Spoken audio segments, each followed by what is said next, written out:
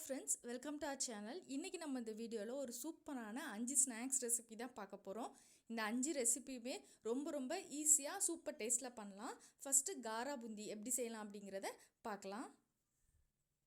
அதுக்கு 2 கப் அளவுக்கு நான் கடலை மாவு எடுத்துருக்கிறேன். இது கூட அரை கப் அளவுக்கு அரிசி மாவு சேர்த்துக்கிடலாம். ரெண்டுமே சலிச்சு எடுத்துக்கோங்க.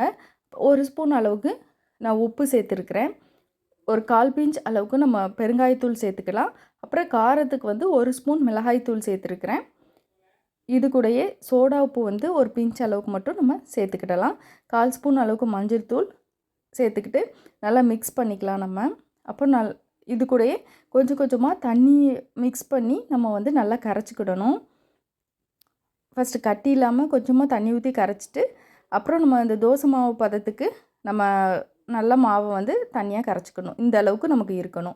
ஒரு கரண்டியில் நீங்கள் ஊற்றுனீங்கன்னா அதுவே தானாக கீழே பூந்தியாக விழுற மாதிரி இருக்கணும். அந்த அளவுக்கு நமக்கு நீங்கள் கரைச்சி வச்சுக்கோங்க. இப்போ ஆயில் நல்லா ஹீட்டாக இருக்கணும். ஹீட்டாக இருக்கும்போது ஹை ஃப்ளேமில் வச்சுட்டு நீங்கள் ஒருவேளை அந்த பூந்தி மேக் பண்ணுற கரண்டி இருந்துச்சுன்னா அதில் பண்ணலாம். இது மாதிரி கரண்டியில் கூட நம்ம செய்யலாம். ஜஸ்ட்டு நீங்கள் மாவு எடுத்து ஊற்றினாலே போதும், அதுவே கீழே விழுந்துடும். ஆயில் நல்லா ஹீட்டில் இருக்கணும். ஹை ஃப்ளேமில் வச்சுக்கோங்க. ரொம்ப சீக்கிரமாகவும் இந்த பூந்திஸ்லாம் வெந்துடும். இது நம்ம எல்லாத்தையும் ஊற்றி முடித்ததுக்கப்புறம் நம்ம வேகிறதுக்காக மீடியம் ஃப்ளேமில் வச்சுருவோம். இது பபிள்ஸ் அடங்கிட்டுனா நமக்கு வெந்துட்டுன்னு அர்த்தம். சீக்கிரமாகவே ரொம்ப டைம் எடுத்துக்கிடாது, குயிக்காக நமக்கு வெந்துடும். இது மாதிரி நல்லா வெந்ததும் தனியாக நம்ம வடிகட்டி தனியாக எடுத்து வச்சிடலாம். இதை மாதிரி எல்லா மாவுகளையுமே நம்ம போட்டு பூந்தி மாதிரி எடுத்துக்கலாம். இப்போ ரொம்ப தண்ணி அதிகமாகிடுச்சுன்னா வால் மாதிரி அப்படி நீண்டிகிட்டு இருக்க மாதிரி இருக்கும். அப்போது நீங்கள் கொஞ்சம் கடலை மாவு சேர்த்து கொஞ்சம் மிக்ஸ் பண்ணி இதை மாதிரி ஊற்றி பாருங்கள். உங்களுக்கு கலர் பொடி எதுவும் சேர்க்கணுன்னா சேர்த்துக்கோங்க. மஞ்சள் தூள் மட்டுமே நமக்கு ஓரளவு நல்ல கலர் நமக்கு கொடுக்கும். இப்போ பபிள்ஸ்லாம் அடங்கிட்டு அப்போ நமக்கு பூந்தியில் நல்லா ஃப்ரை ஆகிட்டுன்னு அர்த்தம். இனி நம்ம வடிகட்டி எடுத்துகிட்டு இதை மாதிரி எல்லா மாவுகளுமே நம்ம ஊற்றி நல்லா மொறுன்னு பொரித்து தனியாக எடுத்து வச்சுக்கிடலாம். இதில் நம்ம ரொம்ப ஹீட் அதிகமாக இல்லை அப்படின்னா ஆயில் குடிக்கும். அதனால் நல்லா ஹை ஃப்ளேமில் வச்சுட்டு நீங்கள் ஊற்றுங்க. அப்புறம் எல்லாத்தையும் பொரித்து எடுத்ததுக்கப்புறம் ஒரு கை அளவுக்கு வேர்க்கடலை அதே ஆயிலில் இப்போ மீடியம் ஃப்ளேமில் நம்ம பொரித்து எடுத்துக்கிடலாம். நல்லா வேர்க்கடலை கொஞ்சம் கலர் சேஞ்சு ஆகி இந்த வறுபட்டு வரும்போது நம்ம தனியாக எடுத்துக்கிடலாம். இனி இதே ஆயிலில் ஒரு கை அளவுக்கு கருவேப்பிலை நல்லா பொரித்து எடுத்துக்கலாம். நல்ல சூப்பரான நமக்கு ஃப்ளேவர் கொடுக்கும். இதையும் தனியாக நம்ம எடுத்து வச்சுக்கிடலாம். அதுக்கப்புறம் காரா பூந்திக்கு நல்லா ஃப்ளேவர் கொடுக்குறது இன்னொன்று பூண்டு ஒரு கை அளவு பூண்டை நல்லா நம்ம நசுக்கி உள்ளே இந்த ஆயிலே போட்டு நம்ம பொரித்து எடுத்துக்கிடலாம். சூப்பராக நமக்கு ரெடி ஆயிரும். கொஞ்சம் நச்சு போட்டால் தான் நமக்கு ஈவனாக நல்லா நமக்கு சீக்கிரமாகவும் நமக்கு குக் ஆகும். இதையும் நம்ம எடுத்து ஒரே பாத்திரத்தில் எல்லாத்தையுமே சேர்த்துக்கிடலாம். அவ்வளோதான், நமக்கு பொரிக்க வேண்டியது எல்லா வேலையுமே நமக்கு முடிஞ்சிச்சு. இனி மிக்ஸ் பண்ணிக்கலாம். ஆல்ரெடி நம்ம மாவில் காரத்துக்கும் உப்பு எல்லாமே போட்டிருக்கோம். ஆனாலும் இனியும் நம்ம எக்ஸ்ட்ரா போடும்போது தான் டேஸ்ட் எடுத்து கொடுக்கும். ஸோ அதனால் காரத்துக்கு மிளகாய்த்தூள் சேர்த்துருக்குறேன். அப்புறம் உப்பும் கண்டிப்பாக போடணும், பெருங்காயத்தூளும். இந்த ஹீட்லேயே நம்ம பெருங்காயத்தூள் போடணும். இந்த வேர்க்கடலெல்லாம் நம்ம வறுபட்டு வச்சுருக்க ஹீட்லேயே அப்படியே நம்ம பெருங்காயத்தூள் போட்டுட்டு கொஞ்சமாக சால்ட்டும் சேர்த்து நல்லா மிக்ஸ் பண்ணி டேஸ்ட் பண்ணி பாருங்கள். இன்னும் என்ன நமக்கு எக்ஸ்ட்ரா உப்பு எதுவும் தேவை அப்படின்னா நம்ம போட்டு நல்லா மிக்ஸ் பண்ணிட்டோம்னா சூப்பராக 10 மினிட்ஸில் காரா பூந்தி ரெடி. நெக்ஸ்ட்டு நம்ம ஓமப்பொடி எப்படி செய்யலான்னு பார்க்கலாம். இதுவும் ரொம்ப சிம்பிள், ரொம்ப ஈஸியாக நம்ம செஞ்சிடலாம். அளவுகள் என்னென்னு பார்க்கலாம். நம்ம 1 கப் அளவுக்கு கடலை மாவு எடுத்துக்கிட்டோம் அப்படின்னா 1/4 கப் அளவுக்கு நம்ம அரிசி மாவு எடுத்துக்கிடணும்.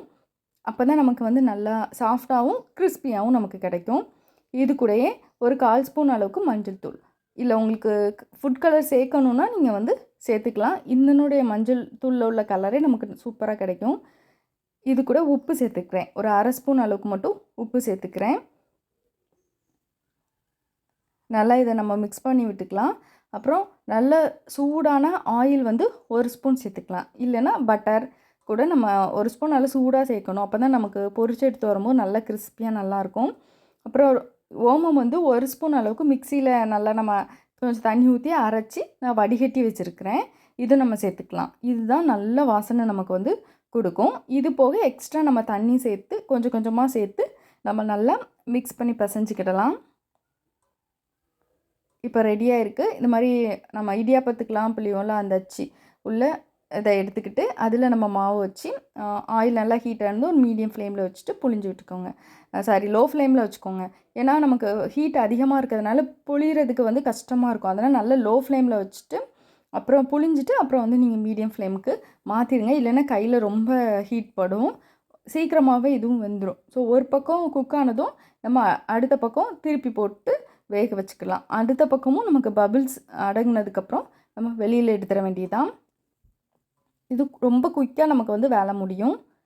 இதை மாதிரி எல்லா மாவுகளையுமே நம்ம வந்து புழிஞ்சி இந்த மாதிரி சுட்டு எடுத்துக்கிட்டு திருப்பி லாஸ்ட்டு வந்து நம்ம அதை உடச்சி போட்டுக்கலாம். அதான் நமக்கு ஈஸியாக இருக்கும். இது போக எக்ஸ்ட்ரா எதுவுமே தேவையில்ல. ஒரு கை அளவுக்கு கருவேப்பிலை வந்து நல்லா ஃப்ரை பண்ணி இதையும் தனியாக எடுத்து வச்சுக்கோங்க. இப்போ எல்லாத்தையும் நம்ம ரெண்டையும் மிக்ஸ் பண்ண வேண்டியதான். ரொம்ப சீக்கிரம் முடிஞ்சிடும். இதை நல்லா நம்ம இது மாதிரி நல்லா கையிட்ட வச்சு நல்லா ப்ரெஸ் பண்ணாலே போதும். நல்லா மொறுமொறுன்னு இருக்கிறதுனால நல்லா உடஞ்சிரும். இதுக்கு வந்து எக்ஸ்ட்ரா உப்பு எதுவுமே நமக்கு சேர்க்க தேவையில்ல. அதில் உள்ளதே நமக்கு போதும். இது நல்லா தான் இருக்கும். இனி நம்ம ஃப்ரை பண்ணி வச்சுருக்கிற கருவேப்பிலையை போட்டோம் அப்படின்னா நல்லா சூப்பரான வாசனையோட நமக்கு ஓமப்பொடி ரொம்ப ஈஸியாக ரெடி ஆகிட்டு.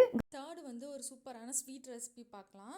இது வந்து ஸ்வீட் அப்பம் இனிப்பு பணியாரம் ரொம்ப ரொம்ப ஈஸியாக சூப்பர் டேஸ்ட்டில் நம்ம வீட்டிலே செய்யலாம். என்னென்ன தேவை அப்படிங்கிறத பார்க்கலாம். ஒரு கப் பச்சரிசியை வந்து 3 மணி நேரம் ஊற வச்சுருக்கிறேன். நம்ம ஒரு கப் அரிசி எடுத்துக்கிட்டோம்னா அதில் 3/4 கப் வெல்லம் எடுத்துக்கிட்டோம்னா நமக்கு இனிப்பு கரெக்டாக இருக்கும். உங்களுக்கு இன்னும் அதிகமாக இனிப்பு தேவைப்படும் அப்படின்னா 1 கப் வெல்லம் எடுத்துக்கோங்க.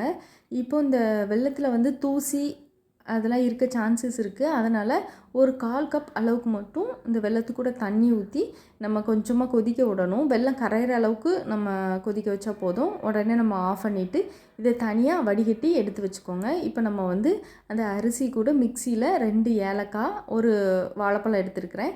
சின்ன வாழைப்பழமாக இருந்தால் 2 எடுத்துக்கோங்க. இதை வந்து இப்போ தண்ணிக்கு பதிலாக இந்த வெல்லத்தை ஊற்றி நம்ம அரைச்சிக்கணும். வெல்லத்தை வந்து ஆற வச்சு எடுத்து வச்சுக்கோங்க. நல்லா ஸ்மூத்தாக அரைச்சிட்டிங்கன்னா நல்லா அப்போ வந்து நமக்கு நல்லா சாஃப்டாக நமக்கு கிடைக்கும். இப்போ இது கூட நீங்கள் கொஞ்சம் தேங்காயும் எள்ளும் கூட நீங்கள் வறுத்து சேர்த்துக்கலாம். அது வந்து ஆப்ஷனல் தான். தேவைப்பட்டுச்சுன்னா நீங்கள் சேர்த்துக்கோங்க. நான் வந்து சேர்த்துக்கிறேன். இதை வந்து நம்ம புளிக்க வைக்கணும். ஒரு 3 மணி நேரம் 4 மணி நேரம் புளிச்சிதுன்னா நமக்கு நல்லாயிருக்கும். இல்லை உடனே சுடணும்னா கொஞ்சமாக சோடாப்பு போட்டு நம்ம வந்து உடனே செஞ்சிடலாம். நான் 3 மணி நேரம் புளிக்க வச்சுருக்கிறேன். இப்போ நல்லா சாஃப்டாக ஆகிட்டு இப்போ வந்து நம்ம சுட்டு எடுத்துக்கிடலாம். நம்ம பாத்திரத்தில் எண்ணெய் ஊற்றியும் சுடலாம். அதில் எண்ணெய் அதிகமாக ஆகும். அதுக்கு பதிலாக நான் அந்த பணியாரக்கல் எடுத்துருக்கிறேன். இதில் நெய் அல்லது தேங்காய் எண்ணெய் எதுனாலும் நம்ம யூஸ் பண்ணிக்கலாம். நான் இன்றைக்கி நெய் சேர்த்துருக்கிறேன். நல்லா கல் ஹீட் ஆனதும் லோ ஃப்ளேமில் வச்சுட்டு நம்ம அந்த குழியில் வந்து பாதி அளவு மட்டும் மூழ்கிற அளவுக்கு நம்ம ஊற்றிக்கிடணும். கொஞ்சம் வேக ஆரம்பிக்கும் போது நமக்கு சைஸ் வந்து கொஞ்சம் பெருசாகும். அதனால் பாதி அளவு மூழ்கிற அளவு நம்ம ஊற்றிக்கலாம். மீடியம் ஹீட்டில் வச்சுட்டே நம்ம வந்து குக் பண்ணணும். நம்ம வெல்லம் சேர்த்துருக்கிறதுனால சீக்கிரமாகவே வெளியெல்லாம் கலர் சேஞ்ச் ஆயிரும். ஹை ஃப்ளேமில் இருந்துச்சுன்னா உள்ளே வந்து வேகாமல் வெளியில் வந்து நல்லா கலர் சேஞ்ச் ஆயிரும். ஒரு பக்கம் வெந்ததும் அடுத்த பக்கம் திருப்பி போட்டுக்கிடலாம். நம்ம ஒரு நீடில் வச்சு உள்ளே குத்தி பார்க்கலாம். அதில் மாவு எதுவும் ஒட்டாமல் வந்துச்சுன்னா நமக்கு வெந்துச்சுன்னு அர்த்தம். அவ்வளோதான், எடுத்து சர்வ் பண்ண வேண்டியதாக. ரொம்ப ரொம்ப சூப்பரான டேஸ்ட்டில் இருக்கும். வெளியில் நல்லா மொறுன்னு அந்த லேயரும் உள்ளே அப்படி சாஃப்டாக சூப்பராக இருக்கும்.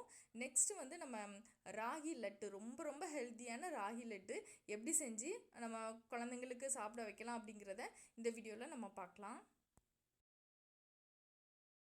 1 கப் அளவுக்கு ராகி மாவு எடுத்துருக்கிறேன்.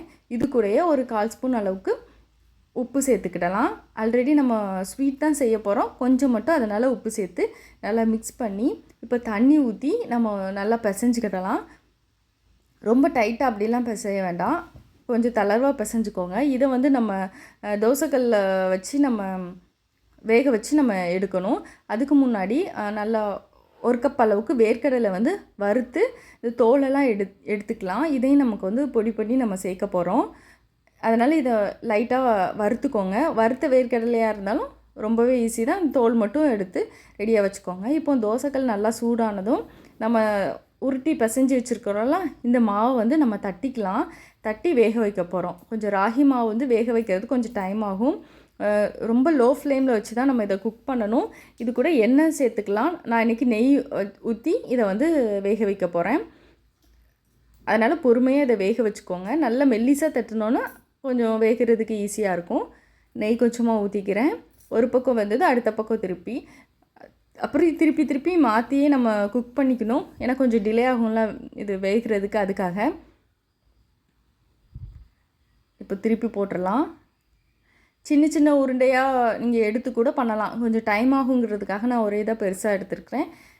இதை தனியாக ஆற வச்சுக்கோங்க. இப்போ வறுத்து தோலெல்லாம் நீக்கின வேர்க்கடலை வந்து 1 கப் அளவுக்கு எடுத்துருக்கிறேன். இதை வந்து நம்ம ரொம்ப நைஸாக பொடி பண்ணிடக்கூடாது. 1-2 குறன்னு அரைப்போம்லாம், அதை மாதிரி அரைச்சி ரெடியாக வச்சுக்கோங்க. இப்போ இது கூடயே நம்ம வெல்லத்தையும் நம்ம பொடி பண்ணி சேர்த்துடலாம். இப்போ 1 கப் மாவுக்கு வந்து நல்லா ஸ்வீட் இருக்கணும்னா 1 கப் வெல்லமே எடுத்துக்கோங்க. நான் 3/4 கப் எடுத்திருக்கேன். எனக்கு வந்து மீடியம் ஸ்வீட் தான் பிடிக்கிறதுனால அவ்வளோ எடுத்திருக்கேன். நீங்கள் வந்து 1 கப் வெல்லம் எடுத்துக்கோங்க. இது கூட நம்ம இப்போ நல்லா வேக வச்சு ஆறுனதுக்கப்புறம் இதையும் பிரிச்சுக்கணும். நம்ம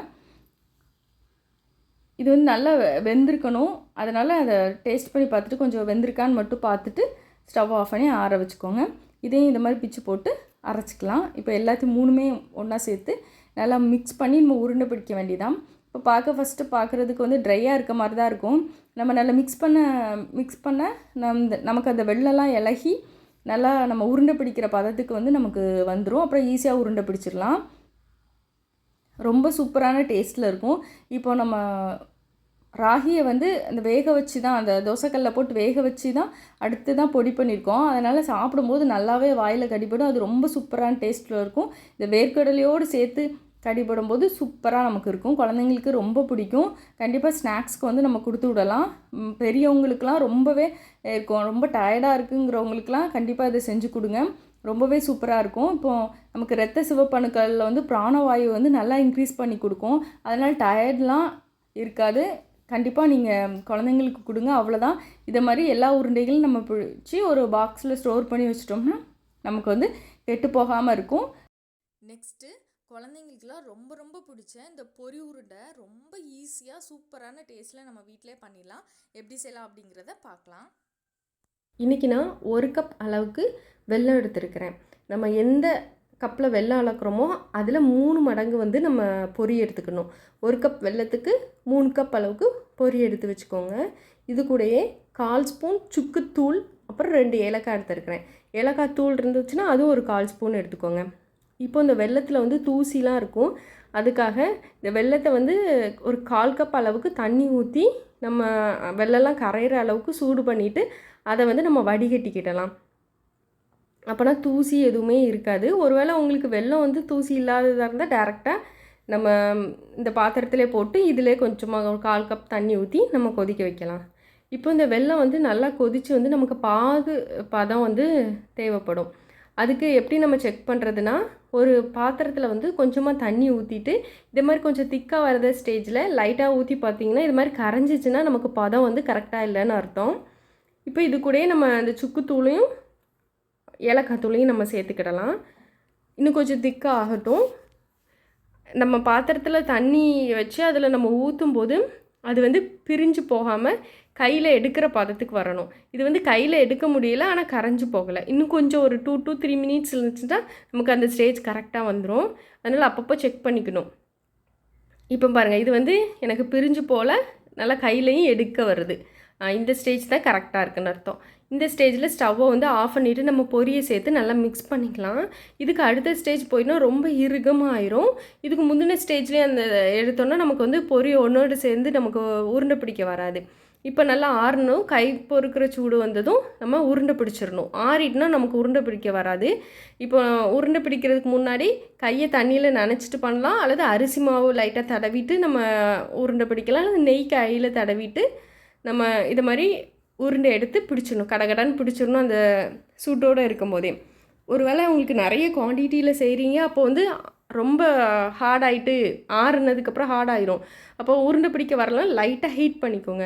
அப்போ கொஞ்சம் அந்த பாகெல்லாம் கொஞ்சம் மெல்ட் ஆகி வர டைமில் ஸ்டவ்வை ஆஃப் பண்ணிவிட்டு இதை மாதிரி பிடிச்சிங்கன்னா சூப்பராக நமக்கு வந்து உருண்டை பிடிச்சிடலாம். ரொம்ப ரொம்ப சூப்பர் டேஸ்ட்டில் இருக்கும். சுக்கு ஏலக்காய்லாம் போட்டிருக்கிறதுனால நல்லா வாசனையாக இருக்கும், ஆரோக்கியமானதாக இருக்கும். நீங்களும் உங்கள் வீட்டில் ட்ரை பண்ணி பாருங்கள். தேங்க்ஸ் ஃபார் வாட்சிங்.